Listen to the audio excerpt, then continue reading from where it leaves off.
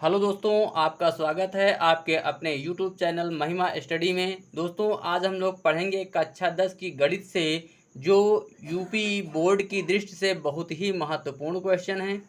ठीक है दोस्तों, तो इनको हम सॉल्व कर लेंगे। ठीक है, और जो दोस्त हमारे चैनल पर नए हैं, प्लीज़ वो हमारे चैनल को सब्सक्राइब कर दें तथा बेल आइकन को भी दबा दें, जिससे आगे आने वाली वीडियो की नोटिफिकेशन सबसे पहले उन्हीं को मिले।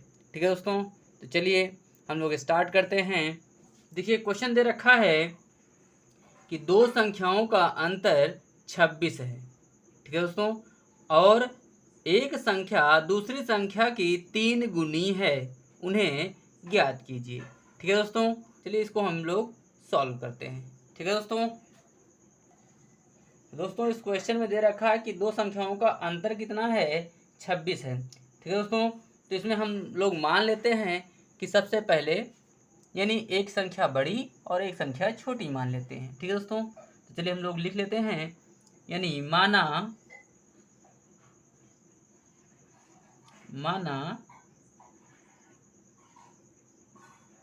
बड़ी संख्या x और छोटी संख्या कितनी है, y है। ठीक है दोस्तों, यानी बड़ी संख्या कितनी है, x और छोटी संख्या है y। तो अब यानी क्वेश्चन क्या कह रहा है कि दो संख्याओं का अंतर 26 है। ठीक है दोस्तों, तो यानी अगर हम बड़ी संख्या से छोटी संख्या को घटा देंगे तो हमको अंतर मिलेगा 26।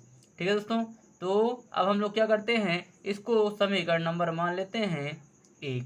ठीक है दोस्तों, क्या मान लेते हैं, समीकरण नंबर 1। ठीक है दोस्तों, उसके बाद अगला कह रहा है कि एक संख्या दूसरी संख्या की 3 गुनी है, यानी ये जो बड़ी वाली संख्या है, ठीक है दोस्तों, ये छोटी वाली संख्या की 3 गुनी है।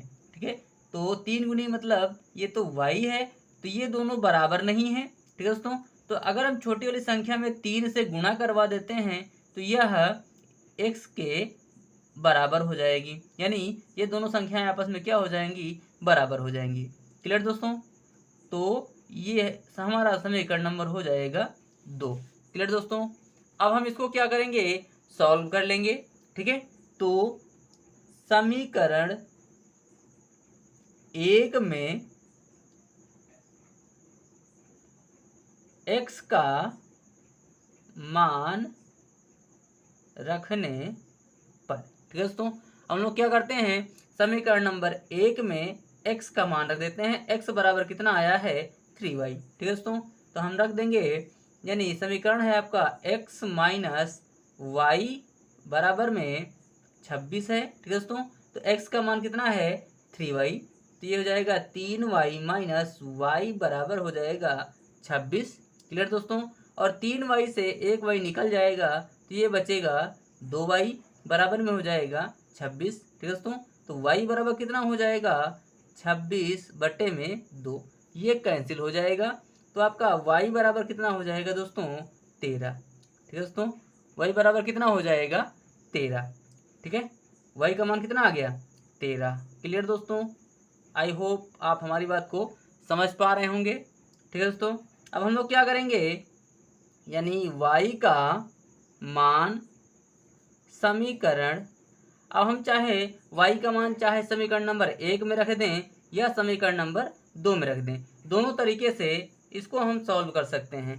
तो हम लोग समीकरण नंबर 2 में रख दे रहे हैं। ठीक है दोस्तों, तो y का मान समीकरण 2 में रखने पर, ठीक है दोस्तों, समीकरण नंबर 2 में, यानी समीकरण नंबर 2 क्या दे रखा है, x बराबर दे रखा है 3y। ठीक है दोस्तों, तो x बराबर क्या हो जाएगा, 3 के स्थान पर 3 रहेगा, और y का मान हम लोगों ने निकाला है 13। ठीक है दोस्तों, तो ये हो जाएगा 13, तो x बराबर कितना हो जाएगा, 13 39। ठीक है दोस्तों, तो x का मान कितना आ गया दोस्तों, 39, और y का मान आ गया 13, तो हम लिख देंगे यहाँ पर x बराबर 39 और y बराबर 13। यही हो जाएगा दोस्तों इसका आंसर। ठीक है दोस्तों, आई होप यह क्वेश्चन आप लोगों की समझ में आ गया होगा। क्लियर दोस्तों, तो चलिए हम लोग बढ़ते हैं नेक्स्ट क्वेश्चन की ओर। दोस्तों, अगला क्वेश्चन दे रखा है कि एक नगर में टैक्सी के भाड़े में एक नियत भाड़े के अतिरिक्त चली गई दूरी पर भाड़ा सम्मिलित किया जाता है। ठीक है दोस्तों, 10 किलोमीटर दूरी के लिए भाड़ा 105 है, ठीक है, तथा 15 किलोमीटर दूरी के लिए भाड़ा 155 रुपये है। नियत भाड़ा तथा प्रति किलोमीटर भाड़ा क्या है? एक व्यक्ति को 25 किलोमीटर यात्रा करने के लिए कितना भाड़ा देना होगा? ठीक है दोस्तों, यह क्वेश्चन भी बोर्ड की दृष्टि से बहुत ही महत्वपूर्ण क्वेश्चन है। ठीक है दोस्तों, तो इसको भी चलिए हम आसानी से सॉल्व कर लेते हैं।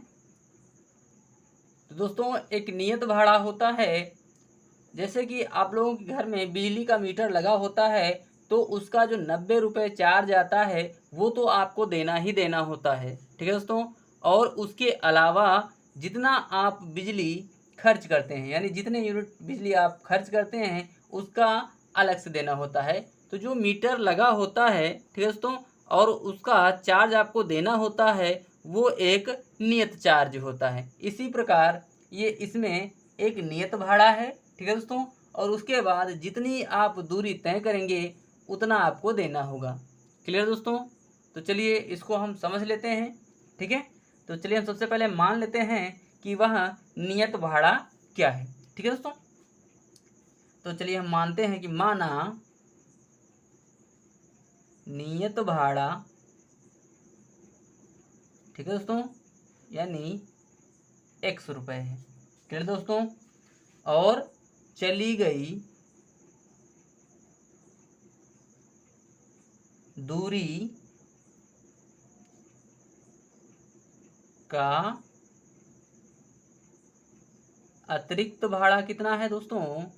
इसको हम मान लेते हैं y रुपये। ठीक है दोस्तों, क्लियर हुआ यहाँ तक? तो यानी x प्लस ये एक नियत भाड़ा है। x जो है वो नियत भाड़ा है, तो नियत भाड़ा तो लगेगा ही लगेगा, लेकिन कह रहा है कि 10 किलोमीटर दूरी तय करता है। ठीक है, तो 10 किलोमीटर दूरी के लिए 10 किलोमीटर और ये y रुपये भाड़ा लगेगा। ये इतना करने के बाद उसको देना पड़ता है कितना? 105 रुपये।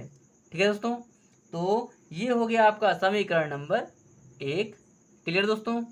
अगली बार कह रहा है कि ये नियत भाड़ा तो उसमें लग ही रहा है, और कह रहा है कि 15 किलोमीटर दूरी तय करने के लिए उसको 155 रुपये देना होता है। ठीक है दोस्तों, तो ये नियत भाड़ा लगेगा और 15 किलोमीटर दूरी तय करता है तो उसको 155 रुपये देना होता है। ठीक है दोस्तों, तो ये हो गया समीकरण नंबर 2। क्लियर दोस्तों? अब हम क्या करते हैं, इसको सॉल्व कर लेते हैं। हम लिख देंगे समीकरण 1 से 2 को घटाने पर। ठीक है दोस्तों, अब आपका समीकरण नंबर 1 क्या है? x प्लस 10y बराबर में 105 है। ठीक है दोस्तों, और समीकरण नंबर 2 क्या है? x प्लस में 15y बराबर में 155 है। ठीक है दोस्तों, अब क्या करते हैं, घटाने पर आप लोग जानते हैं कि नीचे के जो चिन्ह होते हैं वो बदल जाते हैं। ठीक है, तो ये x प्लस का है, अब हो जाएगा x माइनस का। ये 15 प्लस का है तो 15 भी हो जाएगा माइनस का, और ये 155 प्लस का है तो ये भी हो जाएगा माइनस का। ठीक है दोस्तों, अब देखिएगा ये x प्लस का है, ये x माइनस का है, ये दोनों आप कैंसिल हो जाएंगे। क्लियर दोस्तों? अब देखिएगा यहाँ माइनस का 15y है और यहाँ प्लस का 10y है, तो 15y से 10y निकल जाएगा तो क्या बचेगा आपके पास? यानी माइनस का 5y बराबर में हो जाएगा, ये माइनस का 155 से प्लस का 105 निकल जाएगा तो आपके पास क्या बचेगा? माइनस का 50। क्लियर दोस्तों? माइनस से माइनस कट जाएगा। क्लियर दोस्तों? अब ये कट जाएगा 5 कम 5 और 5 दहम 50, यानी आ गया आपका y बराबर कितना आ जाएगा दोस्तों? 10 आ जाएगा।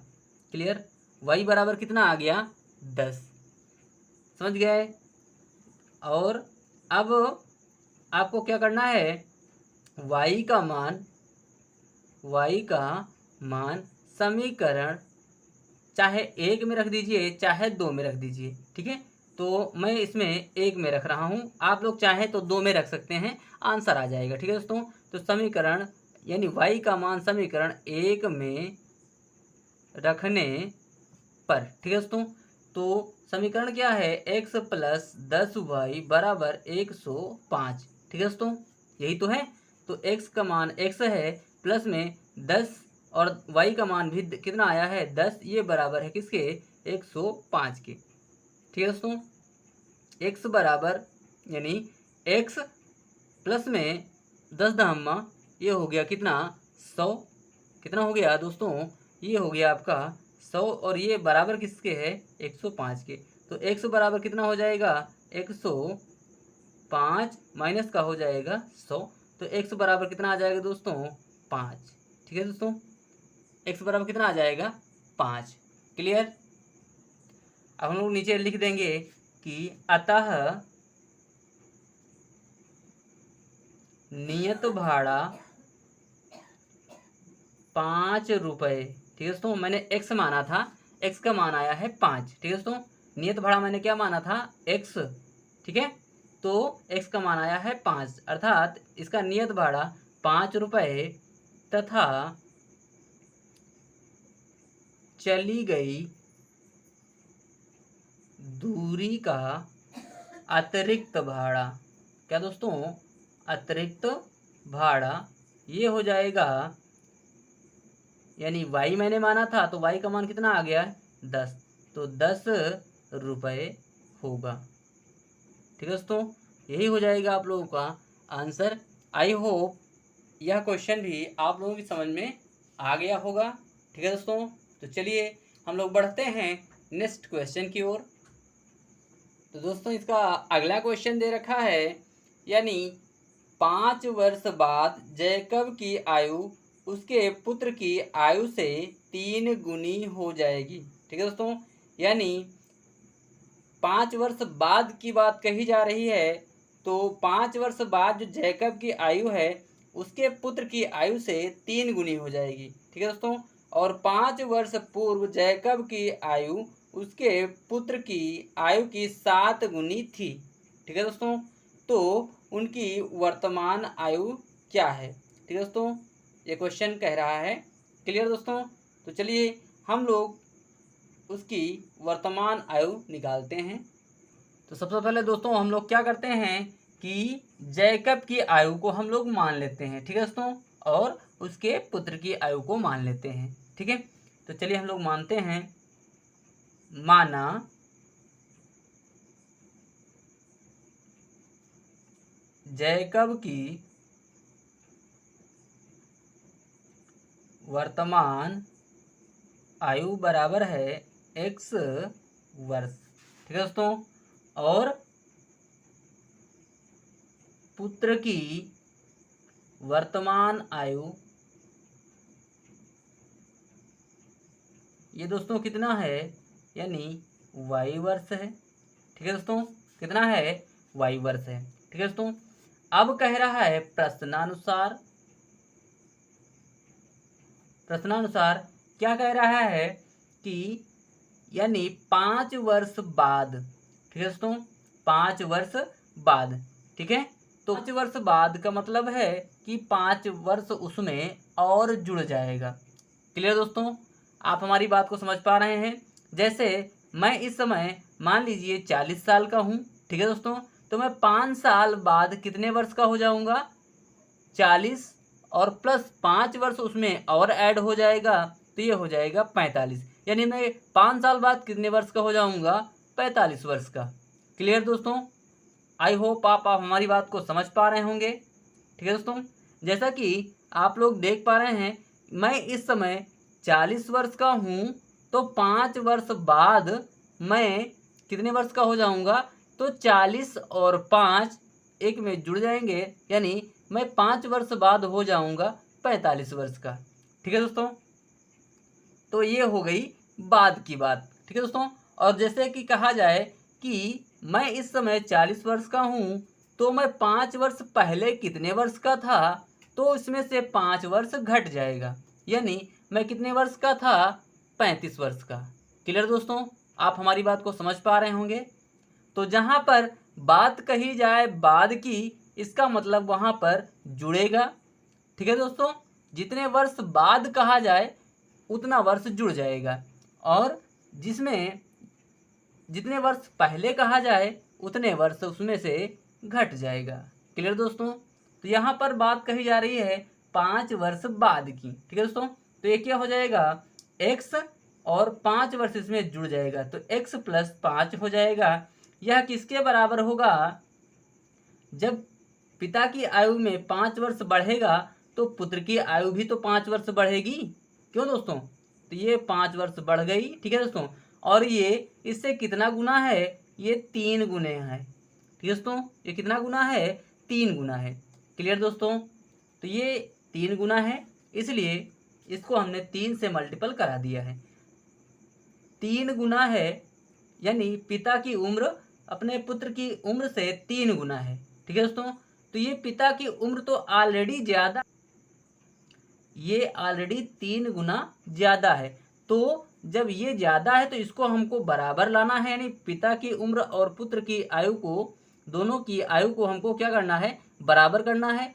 तो जब पिता की आयु ऑलरेडी 3 गुना ज़्यादा है तो हम क्या करेंगे, पुत्र की आयु में 3 गुना कर देंगे। ठीक है दोस्तों, पुत्र की आयु 3 गुना कर देंगे, यानी पुत्र की आयु में हम 3 से गुणा करवा देंगे, तो ये दोनों आपस में क्या हो जाएंगे, बराबर हो जाएंगे। ठीक है दोस्तों, तो हमने क्या किया है, वही कर दिया है, इसका 3 से गुणा करवा दिया है। तो ये हो जाएगा x + 5 बराबर में हो जाएगा 3y प्लस में 5 3 15 हो जाएगा। क्लियर दोस्तों? इतनी बात समझ गए होंगे आप। ठीक है, तो ये हो जाएगा x माइनस ये इधर आ जाएगा, ये हो जाएगा 3y बराबर में हो जाएगा 15, और ये उधर चला जाएगा -5। ठीक है दोस्तों, ये हो जाएगा x - 3y बराबर में 10। ठीक है दोस्तों, ये हो जाएगा आपका समीकरण नंबर 1। क्लियर दोस्तों? इतनी बात आप समझ गए होंगे। ठीक है, अब दोस्तों दूसरी शर्त हमारी कहती है कि 5 वर्ष पूर्व, यानी 5 वर्ष पूर्व जैकब की आयु अपने पुत्र की आयु की 7 गुनी थी। ठीक है दोस्तों, तो हम लोग क्या करते हैं, यानी 5 वर्ष पूर्व की बात कर रहा है, यानी 5 वर्ष पहले की बात कर रहा है। ठीक है दोस्तों, तो ये हो जाएगा x - 5 बराबर में हो जाएगा y - 5। ठीक है दोस्तों, और कितना गुना था, 7 गुना। ठीक है दोस्तों, कितना गुना था, 7 गुना। तो ये हो जाएगा x - 5 बराबर में हो जाएगा 7y - 35। क्लियर दोस्तों? तो ये हो जाएगा x इधर आएगा प्लस का है, 7y इधर आएगा तो माइनस का हो जाएगा, 7y बराबर में -35, और ये उधर जाएगा तो ये प्लस का हो जाएगा। ठीक है दोस्तों, तो ये हो जाएगा x - 7y बराबर -30। ठीक है दोस्तों, ये हो जाएगा समीकरण नंबर 2। क्लियर दोस्तों? इतनी बात आप लोग समझ चुके होंगे। ठीक है दोस्तों, अब हम लोग क्या करेंगे, समीकरण नंबर 1 से समीकरण नंबर 2 को क्या कर देंगे, घटा देंगे। ठीक है दोस्तों, तो चलिए हम लोग घटा देते हैं। तो ये हो जाएगा, लिख देंगे समीकरण 1 से समीकरण 2 को क्या करने पर दोस्तों, घटाने पर। ठीक है दोस्तों, चलिए हम लोग घटा देते हैं। समीकरण नंबर 1 आपका क्या है, x - 3y बराबर में कितना है, 10, और समीकरण नंबर 2 क्या है, x - 7y बराबर में है -30। ठीक है दोस्तों, अब घटा देते हैं। आप लोग जानते हैं कि घटाने पर निशान जो होते हैं वो बदल जाते हैं। तो ये प्लस का है तो ये हो जाएगा माइनस का, ये माइनस का है तो ये हो जाएगा प्लस का, और ये माइनस का है तो ये भी हो जाएगा प्लस का। ठीक है दोस्तों, अब देखिएगा यहाँ पर x प्लस का है, यहाँ पर x माइनस का है, तो ये दोनों आपस में कैंसिल हो जाएंगे। क्लियर दोस्तों? अब देखिएगा यहाँ पर माइनस का 3y है और यहाँ प्लस का 7y है, तो प्लस के 7y से माइनस का 3y निकल जाएगा, तो दोस्तों यहाँ पर बचेगा 4y। ठीक है दोस्तों, ये बराबर हो जाएगा। अब देखिएगा यहाँ पर प्लस का 30 है और यहाँ पर प्लस का 10 है, तो 30 और 10 कितना हो गया दोस्तों, 40 हो गया। क्लियर दोस्तों? अब ये देखिएगा ये y बराबर हो जाएगा 40/4, ये कैंसिल हो जाएगा, यानी 4 एक कम 4 और 4 दहम्मा 40, यानी y बराबर कितना आ गया दोस्तों, ये आ गया आपका 10। ठीक है दोस्तों, y बराबर कितना आ गया 10। अब हम लोग क्या करेंगे, जब y का मान 10 आ गया है, अब हम चाहे इसको समीकरण नंबर 1 में रख दें चाहे समीकरण नंबर 2 में रख दें। ठीक है दोस्तों, अब हमने y का मान निकाल लिया है तो x का मान आ जाएगा, चाहे समीकरण नंबर 1 में रखें इसका मान चाहे समीकरण नंबर 2 में रखें। तो हम लोग रख देते हैं समीकरण 1 में y का मान रखने पर। ठीक है दोस्तों, समीकरण नंबर 1 क्या है आपका, x minus 3y is equal to 10। ठीक है दोस्तों, तो x माइनस 3 गुणे y का मान कितना आया है दोस्तों, 10 आया है, बराबर में है 10। ठीक है दोस्तों, तो x माइनस का इसका गुणा हो जाएगा तो 3 दहम्मा 30 बराबर हो जाएगा 10 के। तो x बराबर हो जाएगा दोस्तों 10 और ये उधर जाएगा, ये माइनस का है तो बराबर कुछ पर जाएगा तो प्लस का हो जाएगा 30। ठीक है दोस्तों, तो x बराबर कितना आ गया दोस्तों, 30 और 10 40। ठीक है दोस्तों, यानी जो जैकब है उसकी उम्र आ गई 40 वर्ष। ठीक है दोस्तों, और जो उसका पुत्र है उसकी आयु आ गई है 10 वर्ष। ठीक है दोस्तों, तो चलिए हम लोग इसको लिख देते हैं, लिख देंगे अतः जैकब की वर्तमान आयु 40 वर्ष तथा पुत्र की वर्तमान आयु कितनी वर्ष है, 10 वर्ष। ठीक है दोस्तों, यही हो जाएगा इसका आंसर। आई होप यह क्वेश्चन भी आप लोगों की समझ में आ गया होगा। ठीक है दोस्तों, तो प्लीज़ दोस्तों यह वीडियो आप लोगों को कैसा लगा प्लीज़ कमेंट बॉक्स में हमें कमेंट करके ज़रूर बताएं, तथा इस वीडियो को ज़्यादा से ज़्यादा अपने दोस्तों और मित्रों में शेयर करें। ठीक है दोस्तों, जिससे इसका लाभ उन्हें भी मिले। ठीक है दोस्तों, तो अगर आप लोग हमारे चैनल पर नए हैं तो प्लीज़ हमारे चैनल को सब्सक्राइब कर लें तथा बेल आइकन को भी दबा दें। ठीक है दोस्तों, तो मिलते हैं नेक्स्ट वीडियो में, तब तक के लिए जय हिंद जय भारत।